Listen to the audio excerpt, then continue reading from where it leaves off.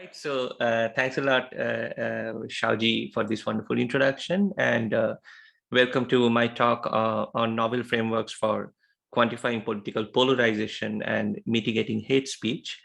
Um,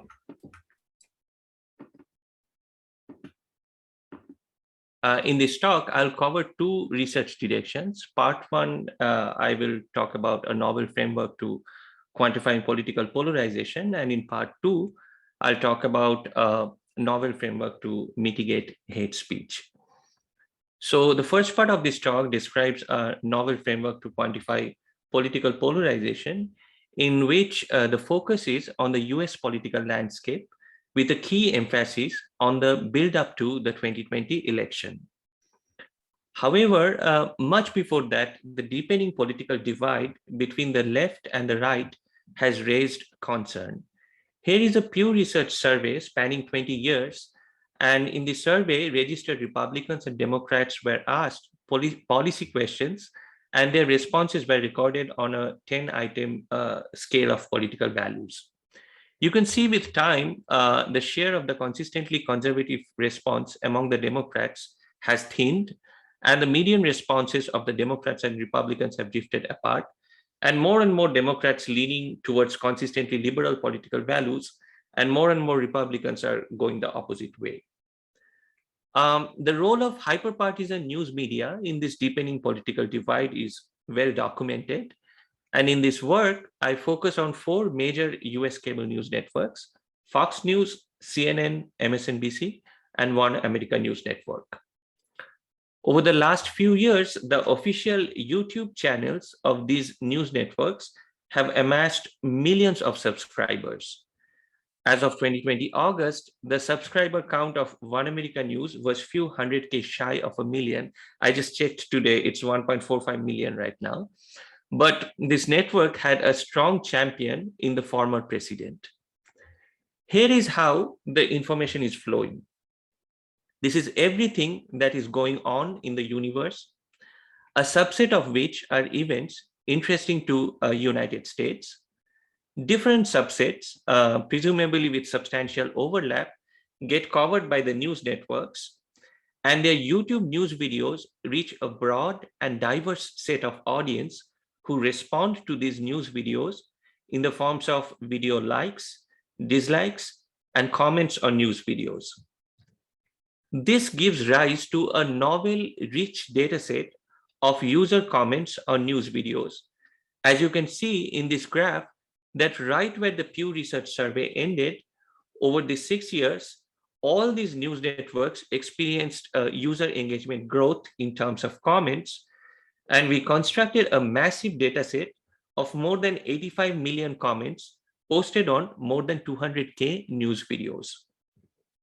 Now, how do we shed light on polarization? It's not hard to imagine that discussion on MSNBC and Fox News videos would be different. But how can we quantify differences between these large-scale social media discussion datasets? Polarization has been widely studied in social science. Seminal lines of research from the political science community used congressional votes to measure polarization. A recent work in computational linguistics focused on the specific issues of mass shootings. The network analysis studying manifestation of polarization also has a rich literature. We are dealing with a completely different research challenge of quantifying polarization on large-scale text discussion datasets discussing a multitude of issues.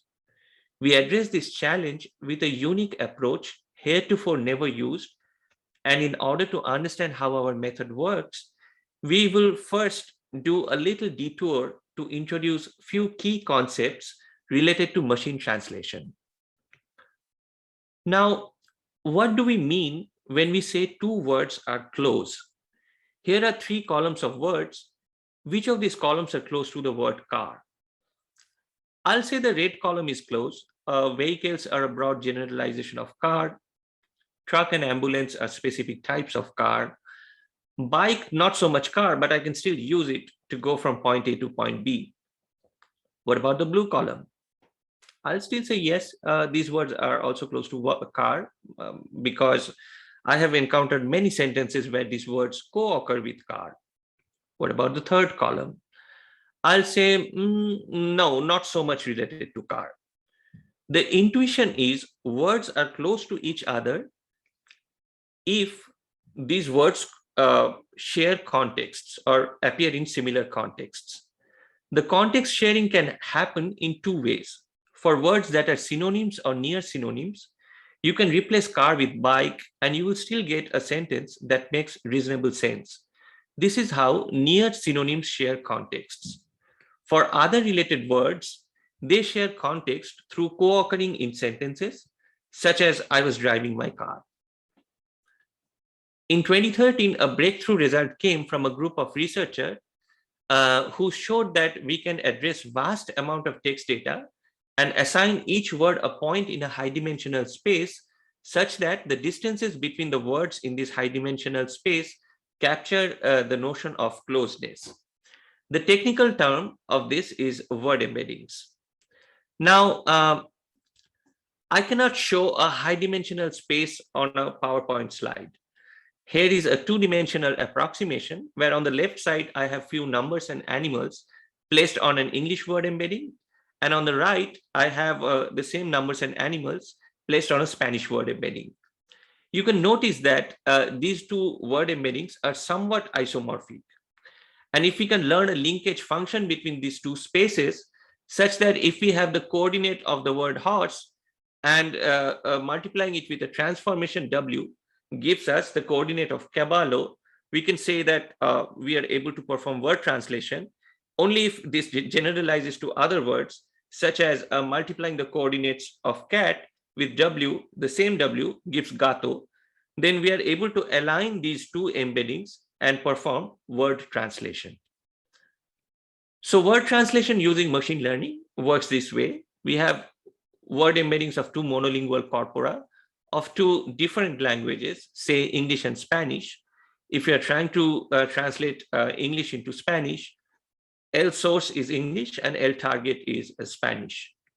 In order to learn this transformation, we need a small number of example word pairs so that we have few points from one embedding space with their corresponding mapping on the other. With these, we learn a transformation W such that embedding of source word when multiplied by W yields the target word. So formally, let L source and L target be two languages with vocabularies V source and V target. The translation scheme from L source to L target computes a transformation W and takes a word W source belonging to the source vocabulary as input and outputs a single word translation W such that the target word belongs to the target vocabulary, and among all words in the target vocabulary, the distance between the target word and the source word embedding multiplied with the transformation W is the minimum. And we use cosine distance as our distance metric. All right, so we are now ready to describe our proposed solution. Again, this will be much easier if I take two networks, say CNN and Fox as examples.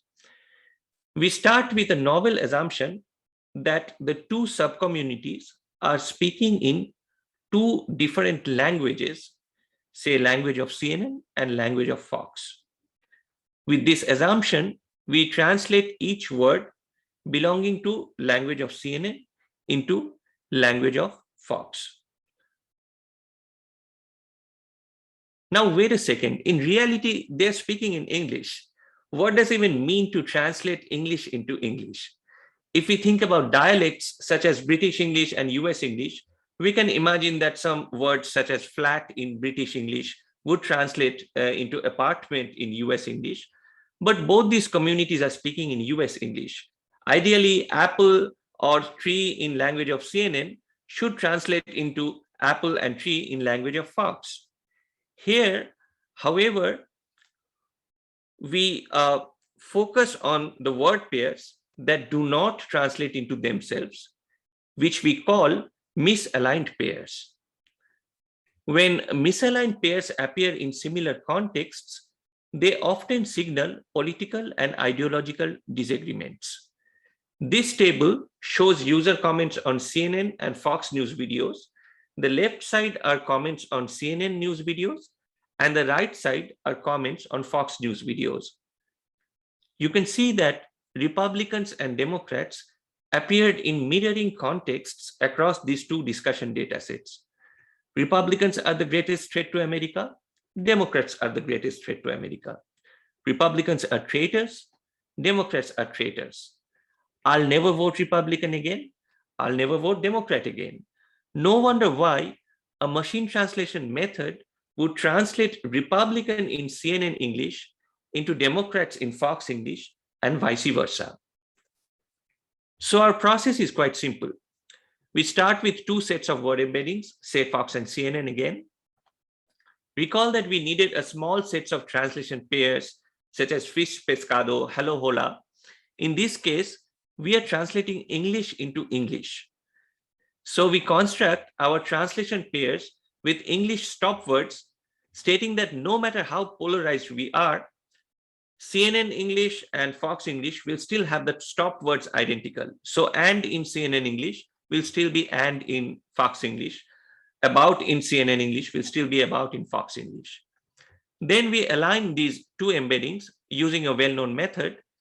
And intuitively, if two subcommunities are polarized and disagree a lot, there will be many more such mistranslations than two subcommunities that are close to each other.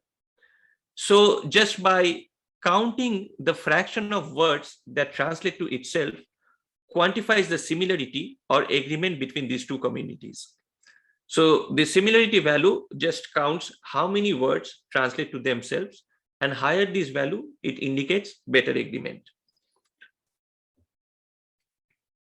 So before we take a look into the quantitative aspect of this framework, the qualitative results are quite interesting too. Here are example misaligned pairs when we translate from CNN to Fox. Remember that ideally, all of these words should have translated to themselves. In the political entity section, we have the usual suspects such as Democrats, Republicans, Dem Republican, but the misaligned pair Kushner-Burisma is particularly interesting. Kushner is the son-in-law of the former president, and Burisma is the oil company that had an alleged controversy with Hunter Biden, the son of the current president. So you can see there is a hint of alleged nepotism in this mistranslation pair. The insults are not spared either. We have a misaligned pair of Trump-tards and snowflakes. Trump-tards is a derogatory term used to insult Trump supporters. Snowflakes is an insult term often used against the liberals. We see them forming a misaligned pair. Along the ideological line, we again have the usual suspects such as liberals, conservatives, or liberalism, conservatism. However, one result we found deeply shocking and disturbing and hard to believe: KKK BLM. We were really shocked and thought, did this even happen for real? When we took a closer look on the data, we found that indeed KKK and BLM appeared in near identical contexts across comments on CNN and Fox discussions.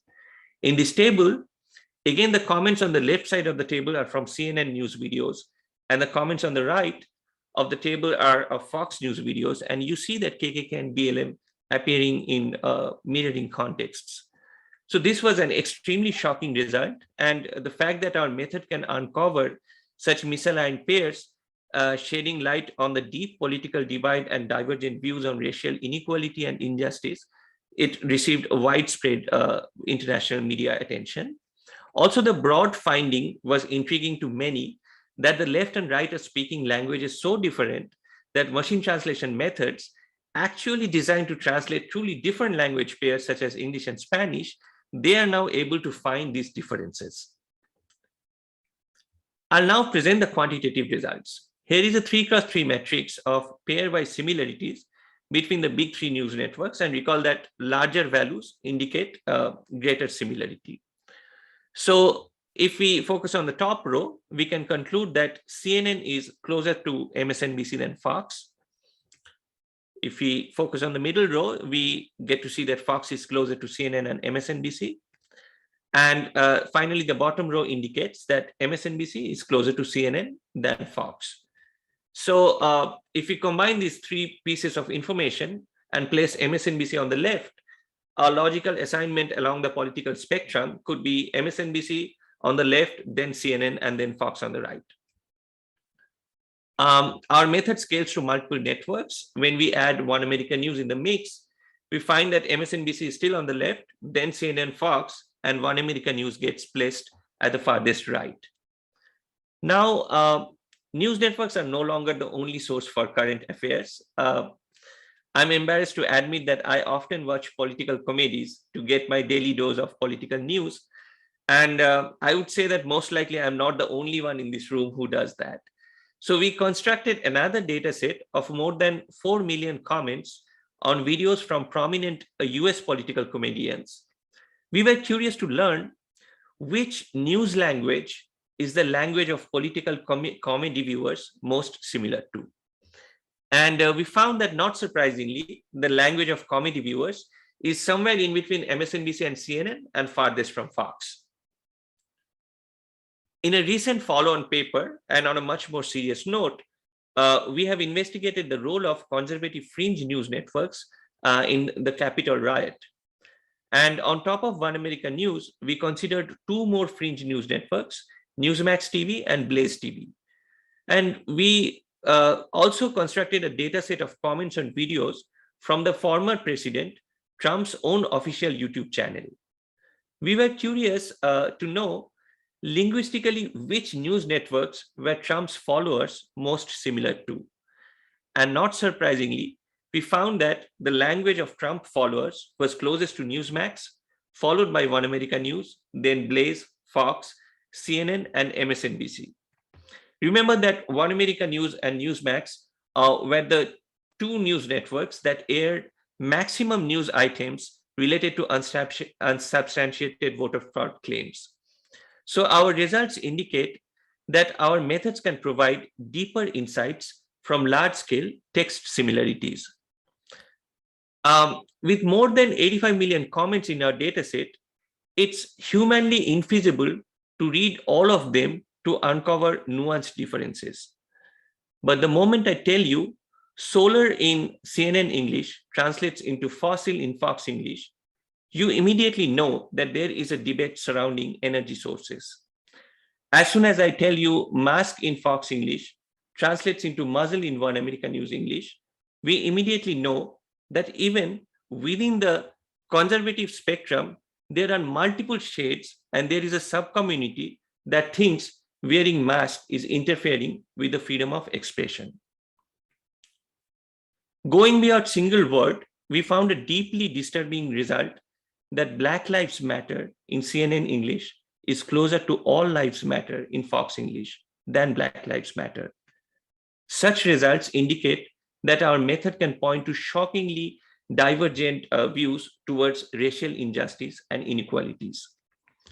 In an even more recent follow-on paper, we applied our method to tweets relevant to the 2019 South American protest.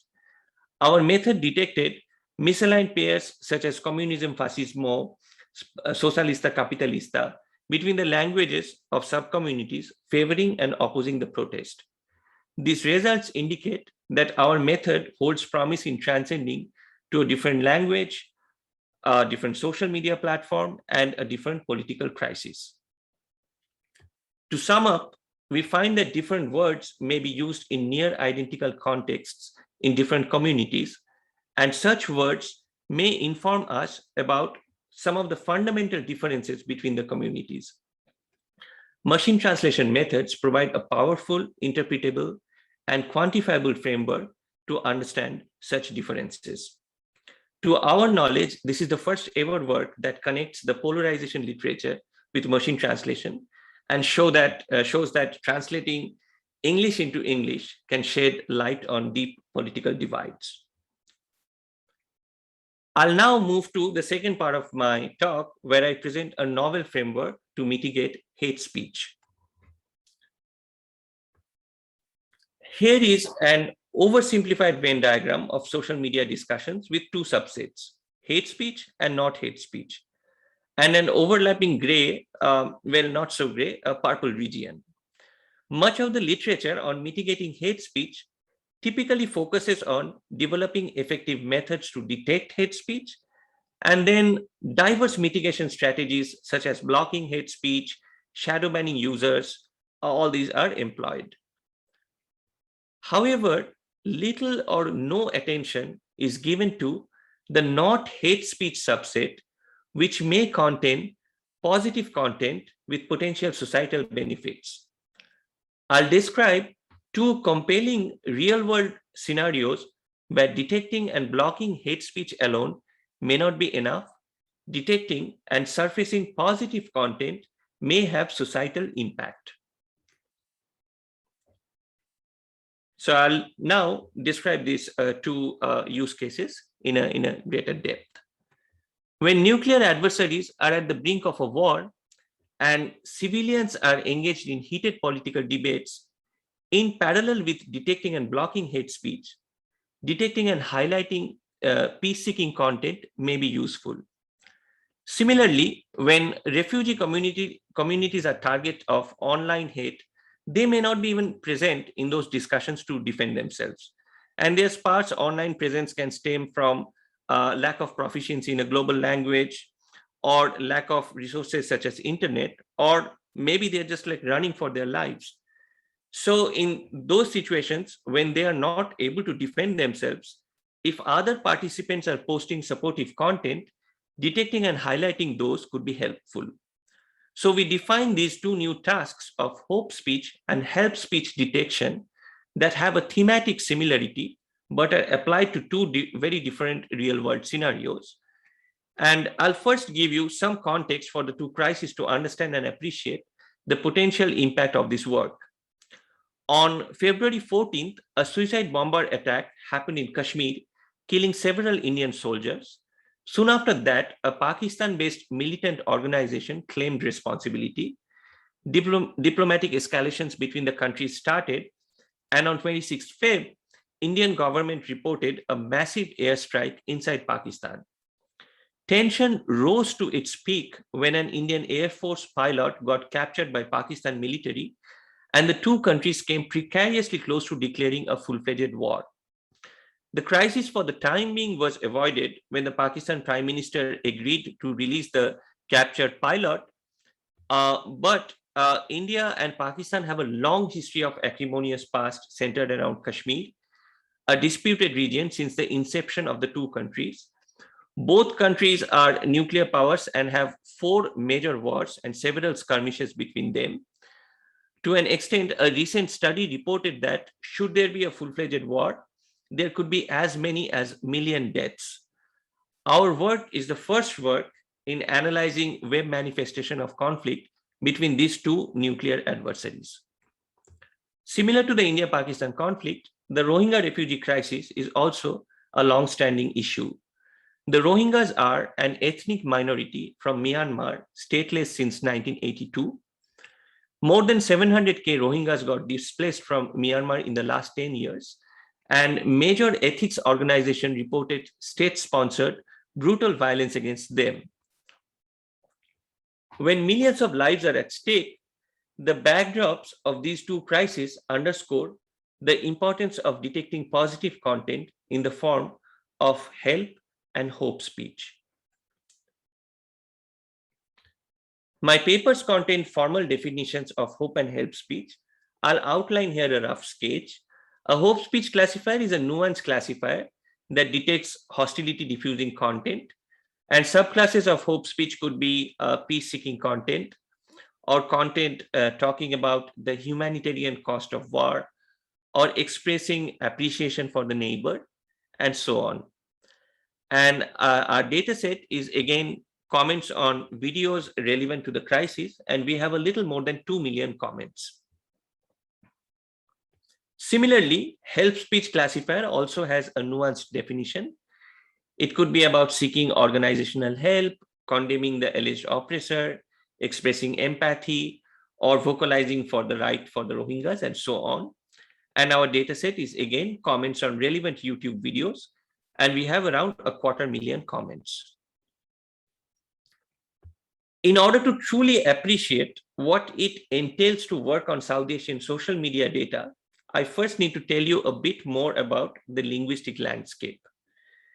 Extracting English content from social media data is a major challenge. India alone has 22 languages recognized by its constitution, and the data is often a mixed bag of contents authored in multiple languages. Many of these languages are not supported by industry-scale language identifiers, such as language identifiers from Google or Facebook. And adding to that challenge, users often write social media content in these languages using Roman scripts instead of traditional scripts. And detecting Romanized versions of these languages is even harder. Adding to that, a vast majority of content contributors are non-native English speakers with a wild variance of proficiency levels, which often result in substantial spelling and grammar disfluencies. For example, in this sentence, God bless you is God bless you. Any idea what is this word?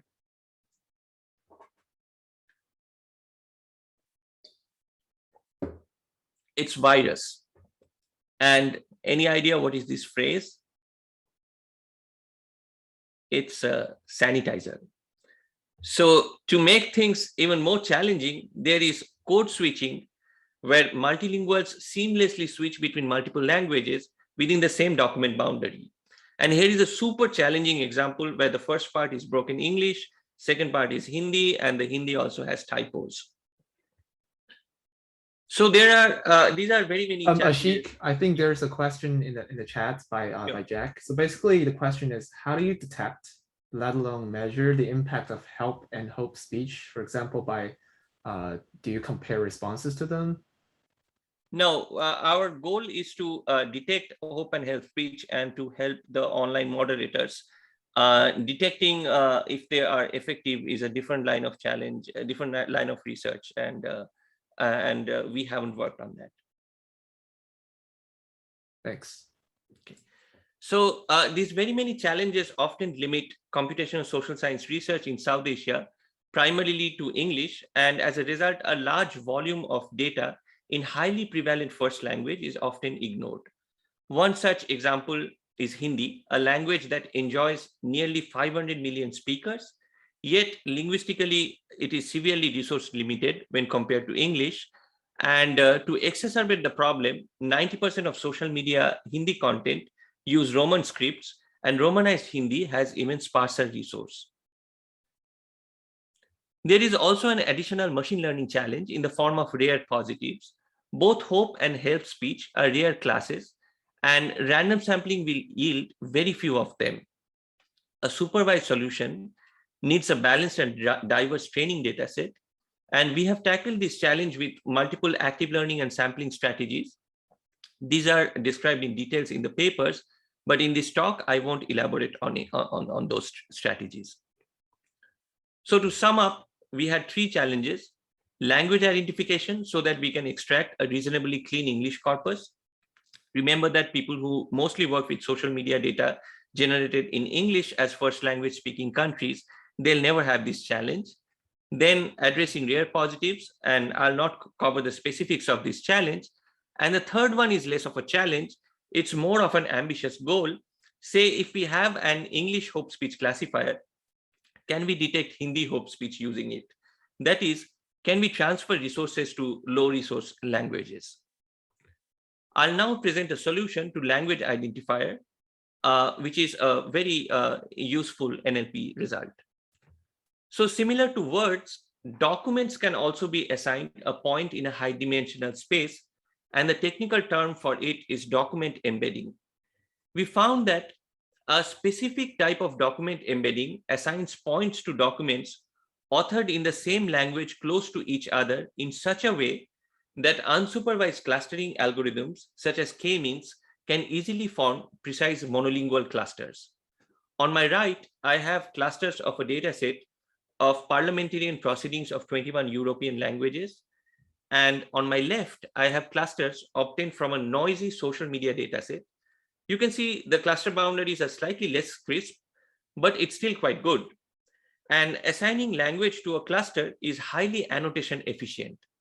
We just need to manually label 10 randomly sampled points and assign the majority label to that cluster. So this implies we will need to annotate just 210 samples to construct this language identifier supporting 21 European languages. And detecting languages of an unseen document is straightforward. We just compute the document embedding and find the nearest cluster's language and assign that language to this document. You'll appreciate our method, which we call L.polyglot.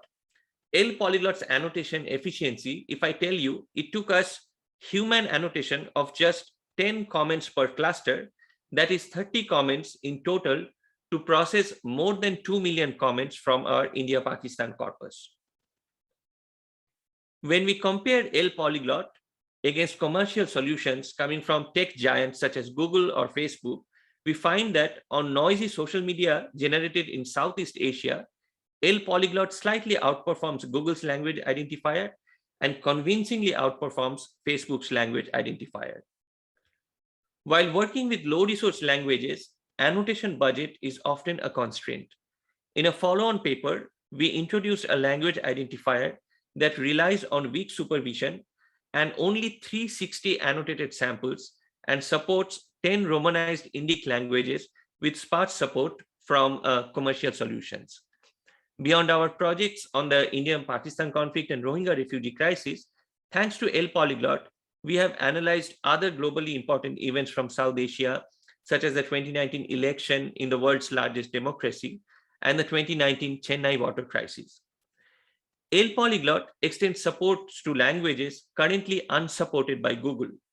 You can try this example right now. Google's predicted label Bengali is wrong. The actual language is Assamese, and it's spoken by more than 10 million speakers.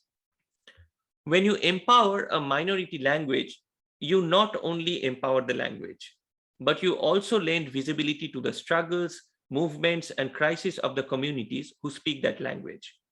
Right now, a citizenship amendment bill has sparked tremendous debates in India, and Assam is in the forefront of this debate. The news of this issue has reached New York Times, but if we want to analyze Assamese social media, we will need L.polyglot because Google's language identifier still doesn't support Romanized Assamese. I'll not cover the specifics of how we used multiple sampling methods to tackle class imbalance and develop supervised solutions to automatically detect help and hope speech. I'll rather show you some of the results. Recall that both hope and help speech are rare classes. So this is the performance of a supervised solution. And you can imagine that detecting hope speech from millions of comments will be a tedious task for a web moderator. But if she relies on recommendation from our classifier, this will be much easier. Beyond the positive words from world media, I particularly treasure the response of Matthew Smith, a co-founder of Fortify Rights, an organization dedicated to its fight against human rights violations. And they have several noted works in supporting the disenfranchised Rohingyas. So Matthew has a long experience of working at Human Rights Watch. And when someone so invested in the betterment of the disenfranchised minorities says that for groups like the Rohingya, help speech detection and promotion is a potentially life-saving proposition, it surely means a lot to us. These are some of the example hope speech that we found. Till when will we keep fighting? It says, like, this is an example hope speech detected by our classifier. And the second comment is particularly interesting because it was originally by Herodotus. The fact that even after 2,500 years, we have a near war situation and we revisit Herodotus on a YouTube comment feed tells us that we as a mankind are yet to collectively learn the futility of a war. I'll pause here for a bit to let you read this comment.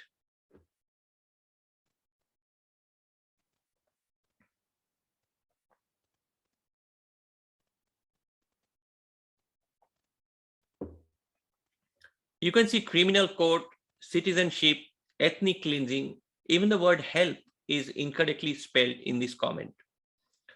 We suspect that this comment is written by a Rohingya refugee, and the fact that our method could detect this comment as help speech in spite of these spelling and grammar challenges indicates that our method holds promise in lending voice to the voiceless communities. It's not all doom and gloom. Social media discussions do have positives. Here are a few more help speech comments. All the countries should take a stand for these people. No country is too small to take on refugees. Can someone tell me where I can help charity to them? These positive comments, if they don't get drowned out by hate, the world could be much better. We tracked the evolving nature of peace-seeking comments and war-seeking comments over the 28 days of India-Pakistan conflict. And we reassuringly found that during the time period, the two countries came precariously close to war. Peace-seeking comments heavily outnumbered war-seeking comments. And there was an outpouring of comments and likes never seen before.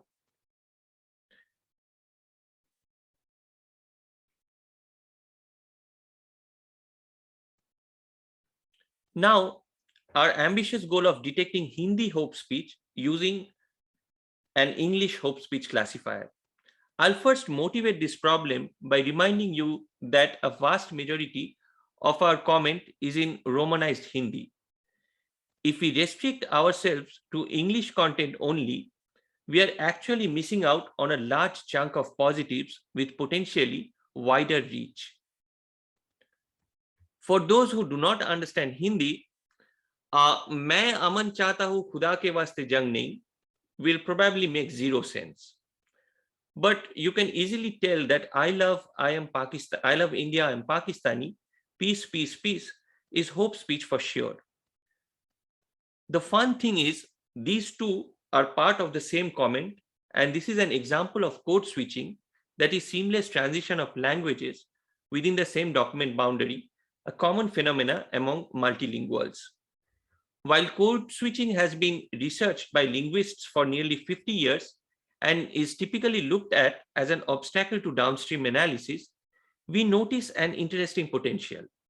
A short document is likely to express a consistent sentiment. Even if I don't understand what "मैं अमन चाहता हूं खुदा के वास्ते जंग नहीं" means, from its English content, I can have an educated guess that maybe it means something peaceful. And if I can reliably extract the Hindi part, searching for comments similar to "मैं अमन चाहता हूं खुदा के वास्ते जंग नहीं," we can do, it can help us more in more informed search than random sampling, and we will be able to effectively harness code switching to perform cross-lingual sampling for social good. So this is actually much clearer if we can show this with a simple example. And before I describe the example, if we have to extract Hindi component from a code switched English Hindi comment, we need word level language identification.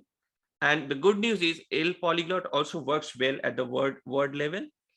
And if we look at this example, L.polyglot extracts "मैं अमन चाहता हूं खुदा के जंग नहीं" as Hindi.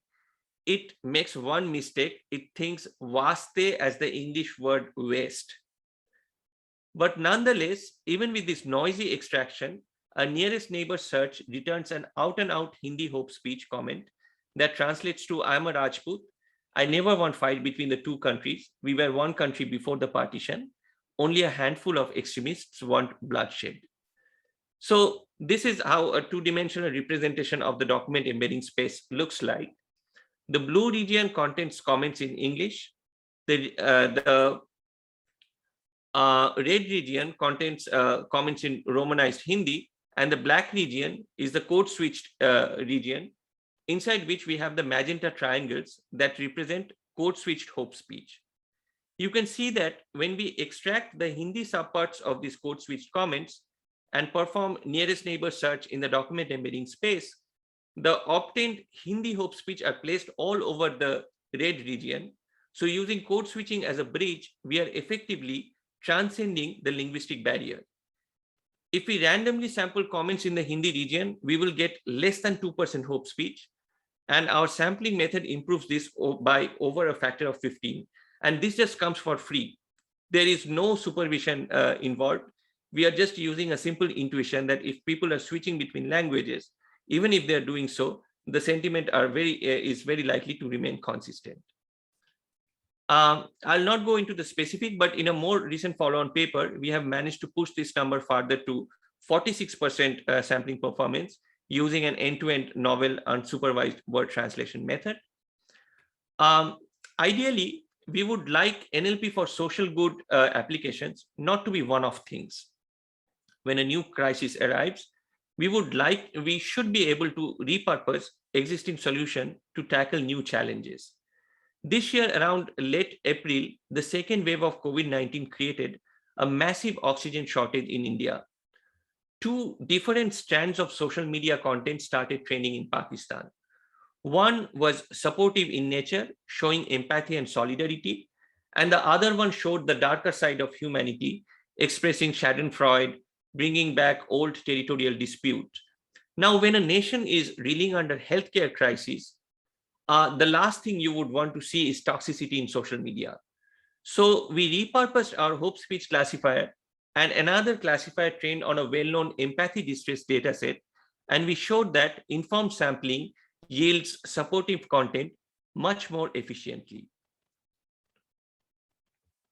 If I'm not wrong, this was the first work on India and Pakistan social media dynamics that received positive media coverage from both sides of the border. So to sum up, the sociolinguistic impact of this work is we present a novel framework to mitigate hate speech through focusing on the positives. And notice that this idea has a broad application. For example, help speech classifiers can be equally useful in the context of the sudden spike in online hate against the Asian communities during the COVID-19 crisis. Our proposed language identifier L.polyglot performs well in noisy South Asian social media settings, empowering low resource languages and paving the way to analyze problems faced by people who speak them. We also present the very first paper that uncovers code switching's potential for cross-lingual sampling for social good. This work, by the way, was featured as the cover story of CMU Science magazine of the latest issue. And I'm really thankful to get an opportunity to work with my wonderful mentors and collaborators. And if I'm not wrong, I think I'm the only person in the planet who has at least one paper with all of the people in the top row. And I think it's an incredible luck for me to be able to do research with them.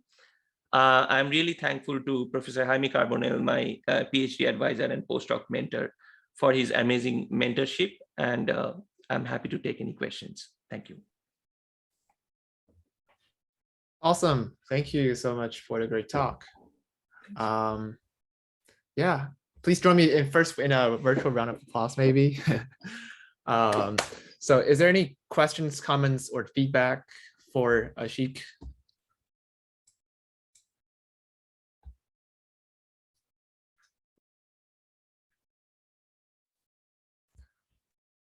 Actually, I have a question on like it's an open-ended question, which I don't know like if it's a good question or not. So basically, you know, in the presence of, let's say, sometimes political censorship, right? Or like sometimes when there's an external force that, you know, affects which comments are available for AI models, right? Or which comments are available as the data that you use for training. Well, like, do you think this will affect the conclusion that you guys draw from these models? And if so, how much?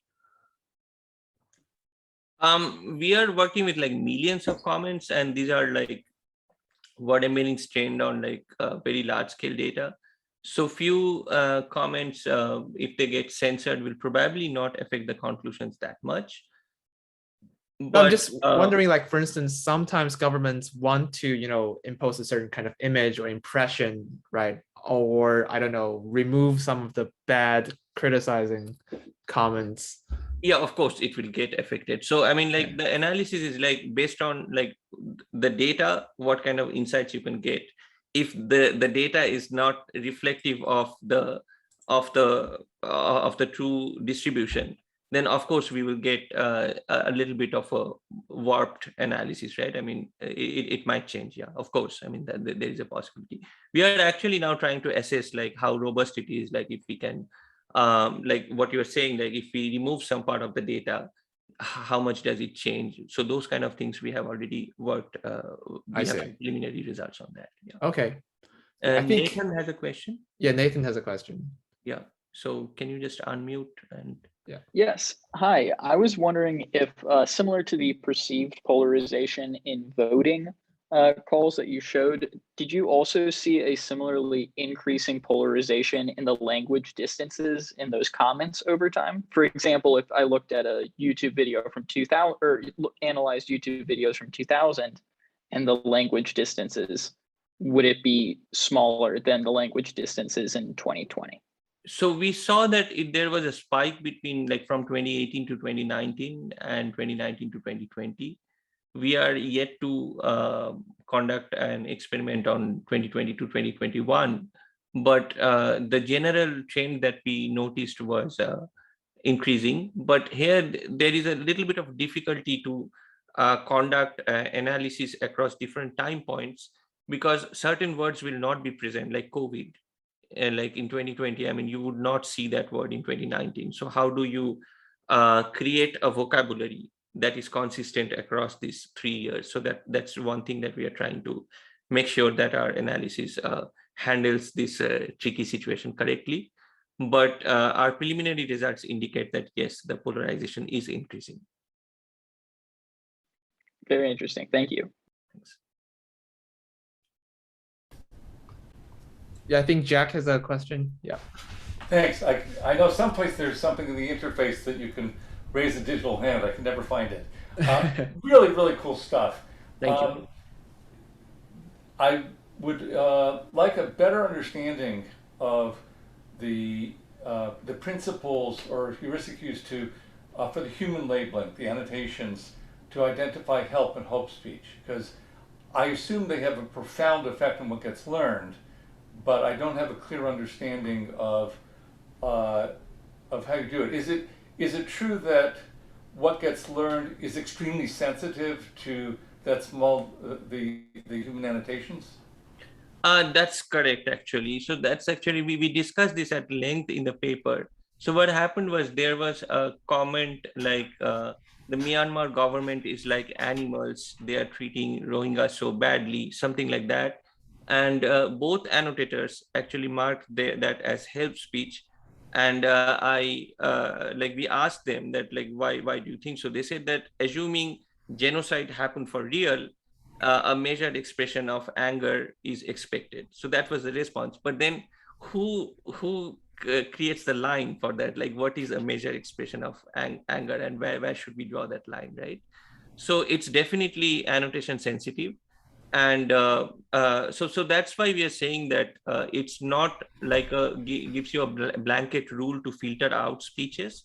It gives you some kind of guidance that if there is a moderator, human moderator, and she wants to say moderate a community where millions of comments are being posted, then with the help speech and hope speech classifier, she will be able to get recommendations, and then she will have to make a decision. So that's why we are sidestepping the issue of like complete moderation, like automated moderation. We are saying that it's going to aid the moderators, and it's definitely annotation sensitive. One other thing is that the two annotators who annotated the hope speech task, they were both from India. How do we know what is Pakistan's point of view in what is a hope speech, right? So there is also some kind of blind spots over there as well. So these are some of the, like, whenever we deal with annotation, there will always be issues like that. And we just wanted to sidestep the issue by saying that we still need a human in the loop kind of system so that we can tackle that. If you don't mind, I'd like to follow up on my earlier question. Sure. Because this is great stuff, especially if you could actually trace the impact. So imagine you had true randomized controlled experiments. You could put in different comments and then see what effect they had on the ensuing dialogue. You can't really do that, but you could do a correlational analysis to see what sorts of comments seem to lead to what sorts of reactions. Have you considered, you mentioned that's beyond the scope of what you're doing now. Have you considered doing that, and do you think that would be, put it this way, do you hate it or do you hope that it might work? So if you look at one of the graphs where we showed that how the peace-seeking and war-seeking comments evolved over the 28 days, we found that when the threat of war became real, a lot of people actually gravitated towards peace, and the likes and support for those peaceful comments were increased. And before the threat of the war, when just the terror attack happened, there were still some people talking about peace-seeking intent, but those kind of comments were not receiving enough support. So I think there is a time and a place and a situation when people react to peace-seeking content in a positive way. And I think I read in a book that right after the Boston Marathon bombing, Obama gave a speech and said that we should not be Islamophobic. And right after that, there was a spike of Islamophobic jokes or those kind of searches on Google right after that talk. So this talk did not serve the purpose. But in the next week, instead of saying that we should not be Islamophobic, he said that, did you know that Muhammad Ali, the famous boxer, is a Muslim? And those kind of like positive role models actually triggered a different kind of reactions where people started looking up on those famous persons, and the level of Islamophobia was less. So I think there is like interesting time and place, and we should definitely look into what is the right time to show hope speech, or what is the right time when hope speech actually de-escalates things. So I think that's a very fascinating line of work which we are yet to do. I think it's great you're doing this work, and we should not expect you to completely solve all the world's problems. Thanks. Yeah. I think there's another question by Thomas. Basically, do you see other applications for the technique of finding mappings of words from one social group to another?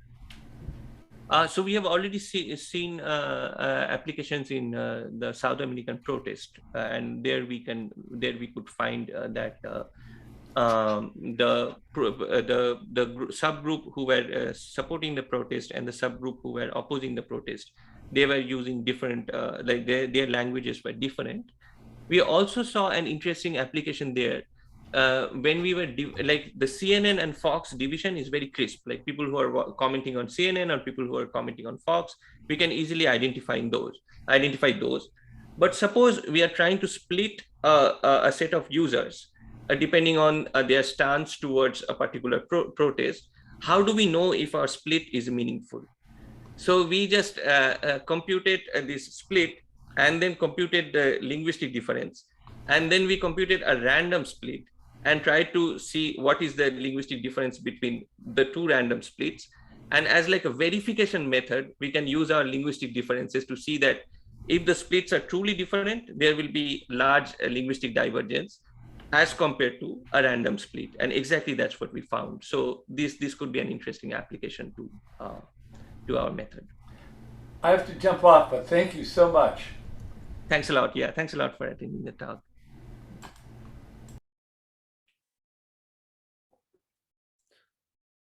All right, cool. Any other questions, comments, feedbacks for Ashique?